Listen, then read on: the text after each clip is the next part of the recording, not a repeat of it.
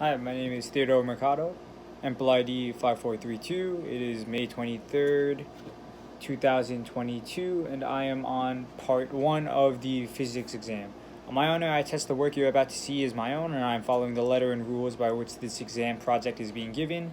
The question I'm answering is for question 3C in the study guide for lecture 16.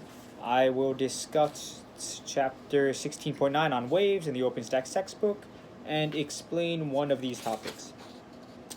So, in chapter 16.9 for oscillatory motion in waves, the chapter waves goes over a couple of topics going over waves, but the fundamental one is going to be wavelength and the velocity of a wavelength.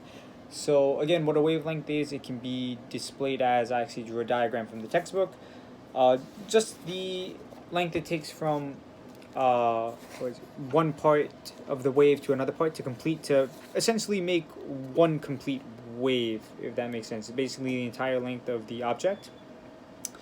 The main part is going to be finding the velocity of the wave, however, and that can be modeled by the equation up here, where the speed of the wavelength can be shown by the wavelength itself over the period, or it can be shown by the frequency of the wave times the wavelength, which will give you the velocity of the wave.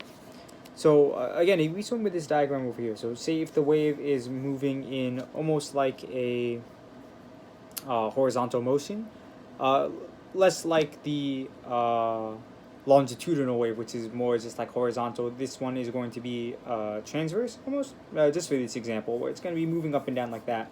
So from one point, I guess the maximum point if it was a parabola, to another point here, how long it takes to complete one full motion. Now that's the wavelength, in case it was unclear. So once you have that wavelength, you would just have to identify the period, which can be how long it takes in terms of time or seconds for the wave to complete one wavelength, or you can do how often that wavelength is being completed over a certain amount of time, which is the frequency. Now multiply that both by the wavelength, either frequency or get the frequency wavelength divided by the period to get the velocity of the wave, and that'll just be showing you how fast that wave is going over that time period to get the period or the frequency. So using that equation there, you can determine a lot of different mathematical properties for these waves, whether it be water or sound waves or really any type of wave talked about in this chapter.